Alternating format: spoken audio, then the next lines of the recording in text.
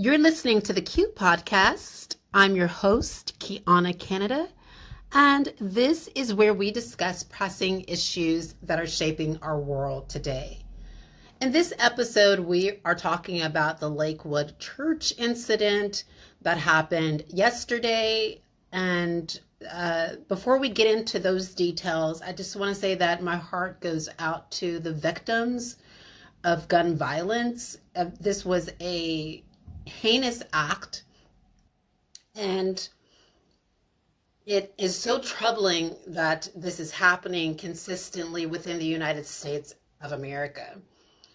And my heart just goes out to that 7-year-old that is fighting for their lives.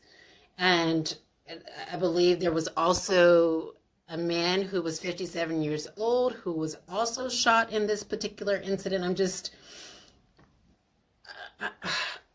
I'm just devastated that this has taken place within the United States again. So in my Latecast, I said specifically that the United States is going to do one of two things. One, it's going to drudge up the person's criminal history and make this a mental health issue, which it did do. It did both of those things. And two, I said that the United States is not going to focus on the fact that there is a problem with guns in the United States and that there is laxity within the gun laws within the United States. It's only going to focus on demonizing marginalized groups and not really focus on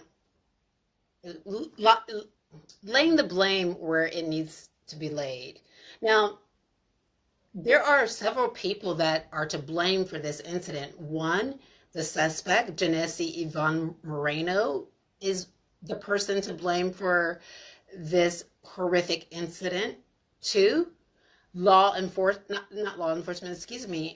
gun lobby is to blame because, of course, guns were in the hands of a person who later felt the need to use them. Three, in the U.S. government. The U.S. government is obviously to blame for this, for its laxity in gun laws within the nation.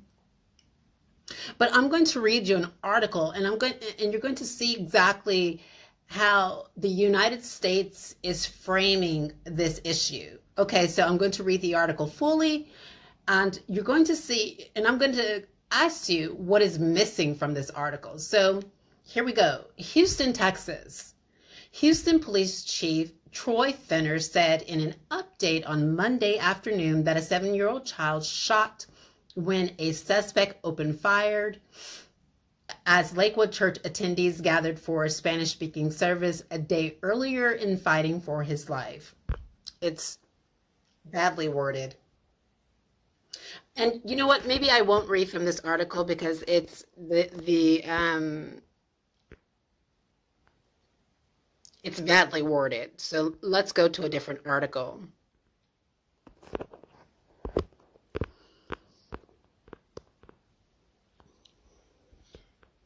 Okay, this is another article. This is by Houston Public Media where this specific incident took place. And let's read from here. So just hours after a woman armed with an AR-15 charged the West entrance doors at Lakewood Church in Houston on Sunday afternoon, police executed a search warrant at a Conroe home they believe was connected to the shooter. Houston police Monday said a 7-year-old child was shot during exchange of fire during the shooting. He's in critical condition and fighting for his life, Houston Police Chief Troy Finner said. Houston Public Media obtained a copy of the search warrant, which identified the alleged shooter as 36-year-old Genesse Moreno, who used an AR-style rifle in the shooting. He said, I can confirm the overnight, the FBI and local police partners conducted a court-authorized law enforcement operation at a location on Gulfstream Drive in Conroe. So basically, this is what the FBI is alleging. And we can't really trust anything that's coming from that department. And it says the shooting happened Sunday just before 2 p.m. when police responded to calls of shots fired at Lakewood Church, a Houston megachurch led by Pastor Joel Osteen. And of course, they give the address of that church. The woman, accompanied by the critically injured child, was armed with a long rifle and began to fire upon entering the building after threatening that she had explosives, is what the reports are saying. And allegedly, the two off-duty police officers working security unalived her before she was able to do damage. So Moreno allegedly shot at a 57-year-old man in the leg after entering the building. That man was discharged Monday after being treated for his injuries, police said. And then they said that she seemed to be holding a yellow-colored rope and substance consistent with the manufacturer of these explosives that she was holding, which appeared to be, I guess they felt that that was a cord that would let loose these explosives. So they said at the time, it's unable to determine whether Moreno's threat of possession of this, this armament is currently creditable. So they go on to say that, this is one report, right? And then we have other reports that are bringing up, let me just continue to read this so you kind of see where I'm going. FBI continues to assist Houston Police Department with Lakewood Church shooting investigation. A motive for the shooting is still unknown. They said that the woman allegedly had Free Palestine on her firearm. We don't know if that is true or not. We don't see it. So I'm saying alleged because I don't see that before me. And further, and they were saying that that was written on the firearm. And I'm not disputing that that could have been written on the firearm. There is a likelihood maybe that was, but there's just there's a lot to unpack in this case, and we're going to get into that. So they said it could have been a lot worse, Osteen said at the press conference Sunday evening. Of course, we're devastated. We have been here 65 years and had somebody, carrying out this incident in our church. We don't understand why these things happen, but we know God is in control, is what Osteen said, unquote. The Houston police is planning to brief the media on developments related to the Lakewood Church. Of course, they're still investigating. And basically, they have different accounts of this. And ladies and gentlemen, so in this article, we do have a lot of facts, right? But then we have other articles that are focusing on other things besides the essence of what the problem is. So, for example, there are allegations that Genesse Yvonne Moreno is trans, and that could very well be. But let's unpack that. So Genesse Yvonne Moreno was, she's from El Salvador, and there is some claims that she was an immigrant in the United States. And we understand that sometimes when immigrants come to the United States, that they often have to use other identification. That's not to say that that is the case here, but this is just, are we really getting all the information from the United States that is truthful information? Lately, the United States has been putting out a lot of disinformation. So that's what I'm saying. Like, was Genesse Yvonne Moreno really female, or was she a trans woman? Because there were reports that were saying that her real name was Genesse Yvonne Moreno, and that she identified as Jeffrey, this other person. And then now reports are saying that no, she's really Jeffrey, this other person. I don't know the last name. She's really Jeffrey, this other person, but now she's trans. So you see, there's a lot of confusion here with this particular story and how it is connecting to this narrative. Again, it doesn't matter if the person is trans. That shouldn't matter. What matters is that there was a horrific incident that took place on Sunday at a megachurch. A person went into this megachurch and could have unalived a lot of people, and that is what is supposed to be important. But now we're playing the hot potato game. Okay, let's don't put it on guns, but let's put it on trans people. Let's not put it on guns, but let's put it on people with disabilities. Ladies and gentlemen, do you see what the United States is doing? Like, the issue is guns. The problem is guns. That's the problem.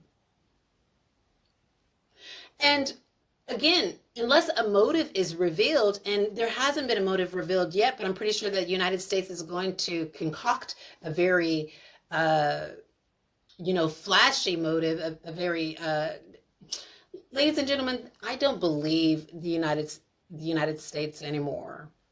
I don't. Unless we have the information before us that's coming from the person, and the person is telling us, I would be skeptical of anything that's coming out of the United States, because the United States is pushing a lot of propaganda lately. During the Biden administration, there has been tons of propaganda that has been pushed to frame the narrative against marginalized communities. And ladies and gentlemen, we have to think about this. This is supposed to be the party of representation of marginalized communities. And under this administration has done nothing but harmed marginalized communities. Again, ladies and gentlemen, I'm not condoning what happened. I am a gun control advocate. I believe that the Second Amendment should be repealed. I'm an abolitionist in that manner. And if Genesse Yvonne Moreno were still alive today, I would have said that she should be behind jail for her horrific act, because she put lives at risk. And not only did she put churchgoers at risk, but she also put a child, maybe two, their lives at risk.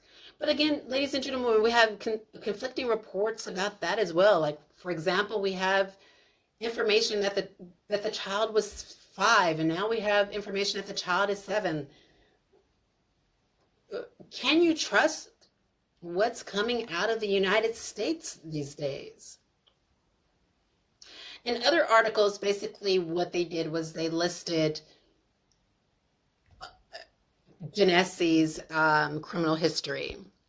And we can say that that is important to a certain degree, but ladies and gentlemen, that still doesn't address the issue of guns on our streets. So for example, a lot of the crimes that Genesse committed were like minor. So, well, not minor, but they were, let's get into it. So basically what she had on her criminal history was she had failure to stop and give information. That would not stop her from purchasing a firearm. Assault with bodily injury, that may have stopped her from buying a firearm. That was allegedly in 2009. Then she had, let's see, she had a forgery that was in 2010. And then she had theft in 2010. And then she had evading sentence for 75 days. That was in 2010. And then unlawful carrying of a weapon, still an active case. That was in 2022. So she did have some interactions with law enforcement that is quite, I think the ones that may have stopped her from actually purchasing a firearm could have been the 2009 incident and maybe the 2022 incident.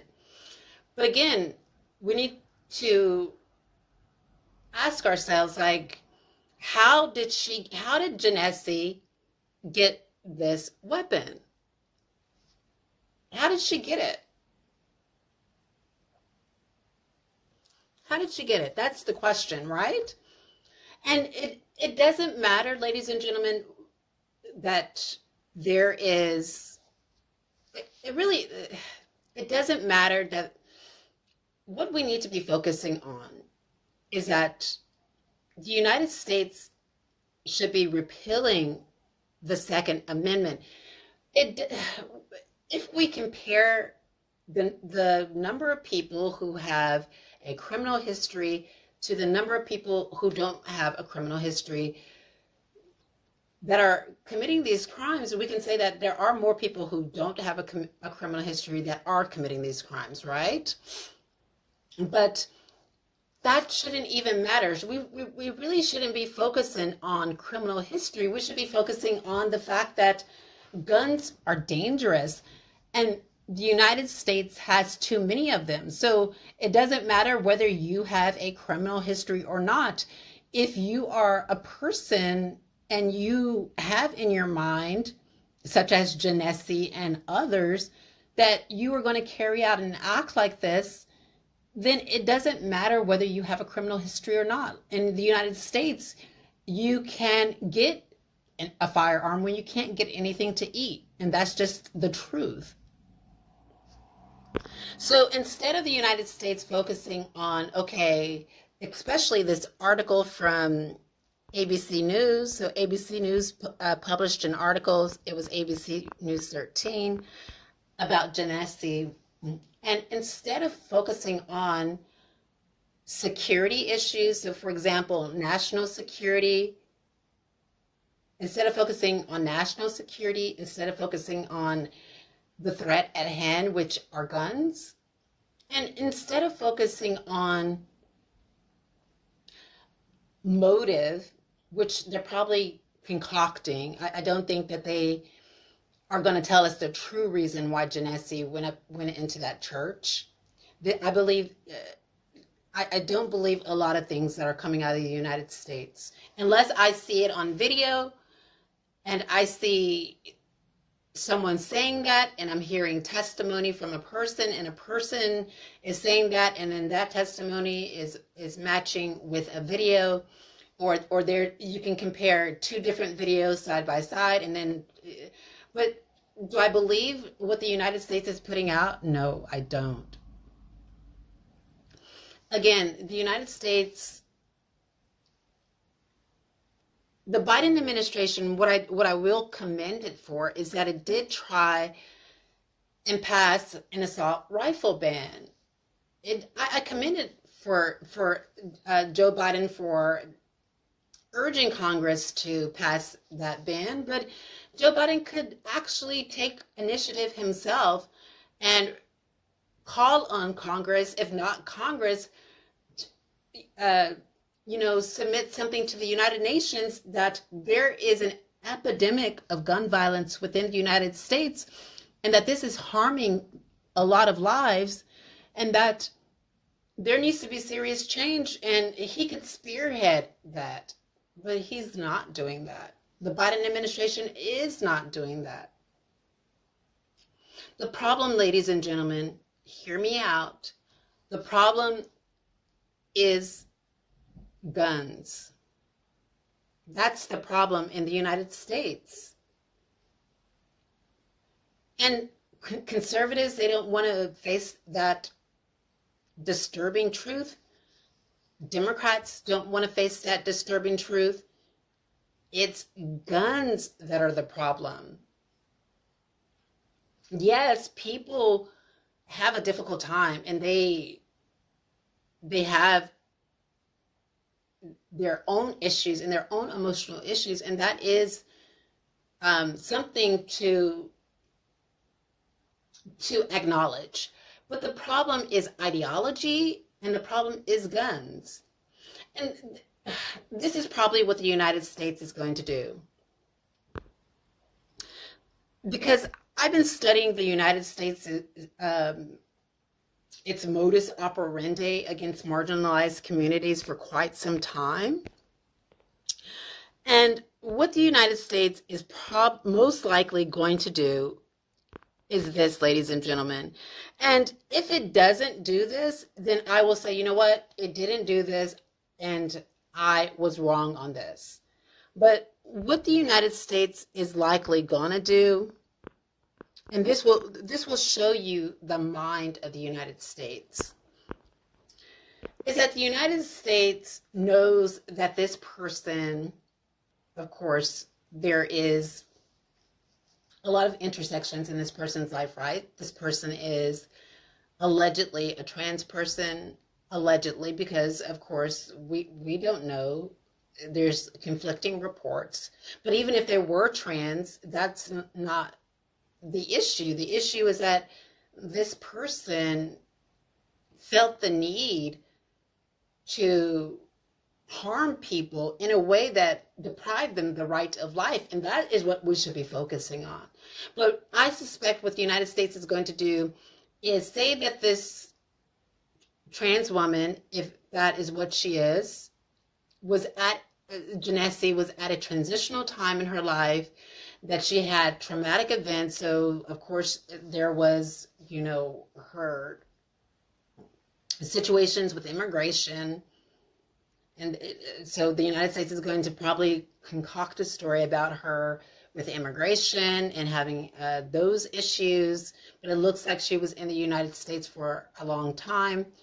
But, and they will probably say that she experienced transphobia and discrimination, that she didn't get justice. And now they're tying politics into it, because they said that she allegedly had Free Palestine on the firearm.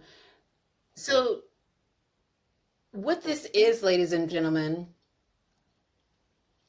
is what I believe to be state-sponsored radicalization.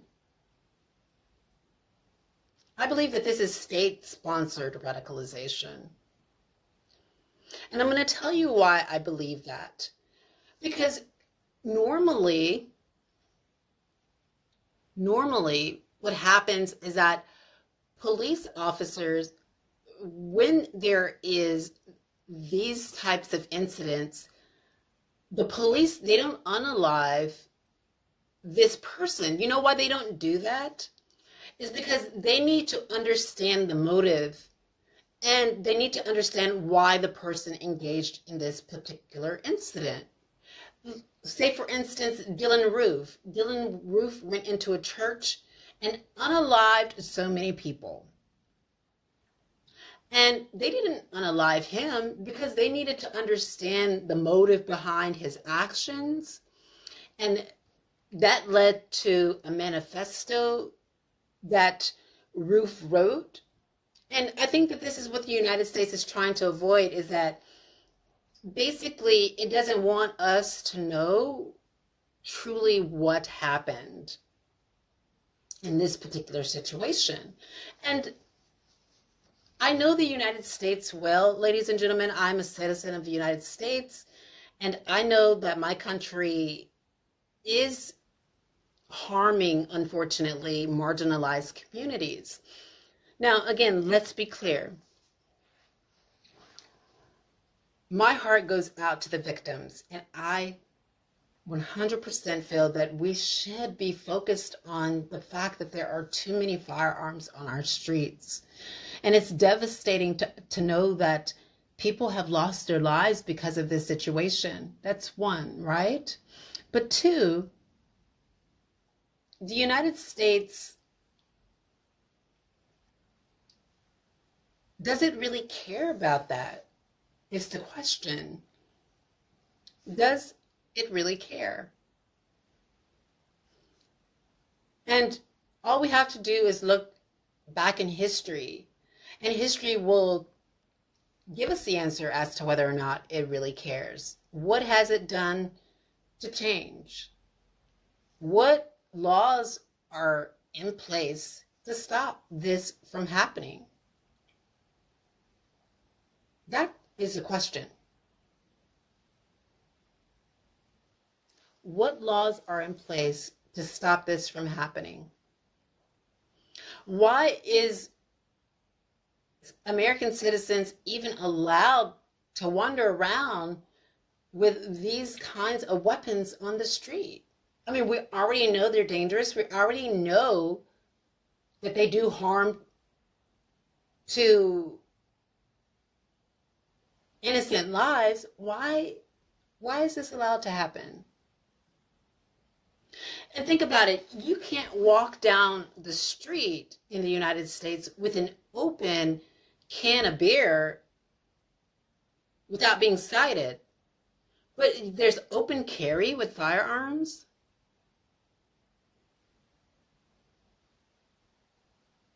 Like, I'm just confused. And most places nowadays, you can't go into a business without having an appointment. So that thing is in place. But you can walk around with a firearm? I think the United States, ladies and gentlemen, I'm exhausted, because I really hope that the United States will make change and that it will address these pressing issues that are embarrassing our nation. But the United States has an axe to grind, and it's not worried, unfortunately, it's not worried about the truth. It's not even focused on the truth. Just go back in time and look at all the articles. Usually when someone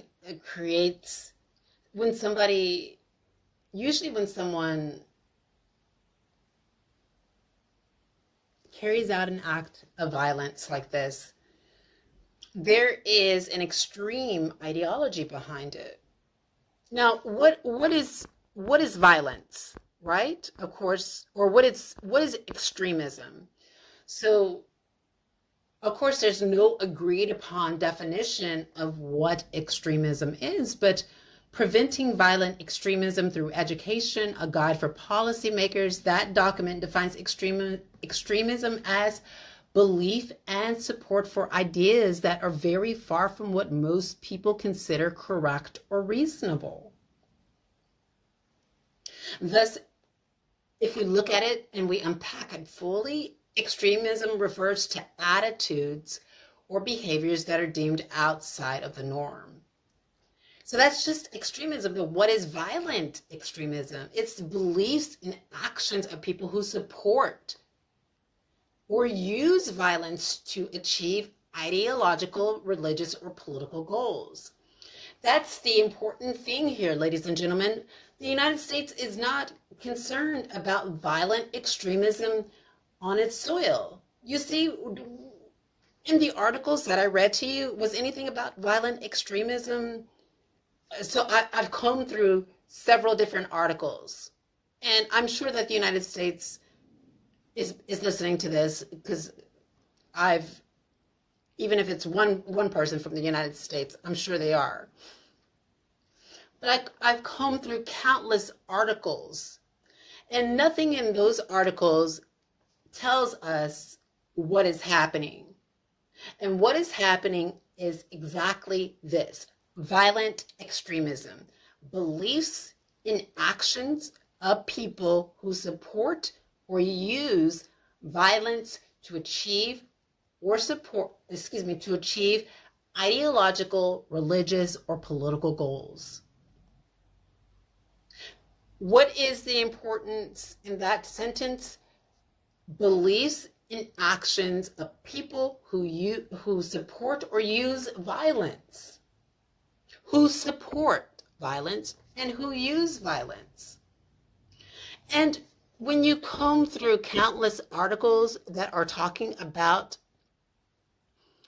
this incident, none of those articles says that the United States has a problem with violent extremism in the nation. So you see, the United States is trying to put it off on, a race, or it's trying to put it off on a gender identity, or it's trying to put it off on a person who has a mental illness, but it's not putting the blame where the blame belongs. The blame belongs here. There is violent extremism within the United States, and that is the problem. And so these headlines should say another act of violent extremism. A person was extreme and they resulted to violence, because the act of going into a megachurch and gunning people is an act of violence and is an extreme act. But yet the United States wants to say, you know what, it's not extremism. There is no domestic extremism in the United States. It's mental illness. It's transgenderism. And transgenderism is not a violent ideology. It's not a violent ideology or political movement. Now, there are some protests that get violent because people are shoving one another, but transgenderism outside of protest is not a violent ideology. Mental illness is not a violent ideology. It's not even an ideology. It's an illness. Sometimes when you unpack it, it's either a disability or a disorder. And people who have mental illness engage in violence for particular reasons. For instance, they may not want to be bothered and somebody is approaching them or trying to take them somewhere, and they don't feel like it. And then they start, and what I mean by that is, like, let's say, for instance, you have someone in a psychiatric hospital and maybe you're trying to give them their medicine. They don't want to take their medicine, and you're trying to take them to go to the medicine line or whatever. They don't want to go. Maybe they're in the bed sleep or something, and then they start acting violent. That's not supported by an ideology or a religion or a political belief. The United States is not putting the blame where it belongs. Violent extremism is a problem in the United States. Stop blaming these incidents on transgenderism or a gender identity, or blaming it on mental illness. Some people, some people have a motive, and sometimes that motive is they are distressed and they can't see a way out. And then most of these incidents is backed by a violent ideology. And that's what the United States needs to confront. This has been an episode of the Q Podcast. Thank you for listening. Remember to continue to be safe out there. Continue to ask questions. Examine the information that's being put before you. Until next time, see you.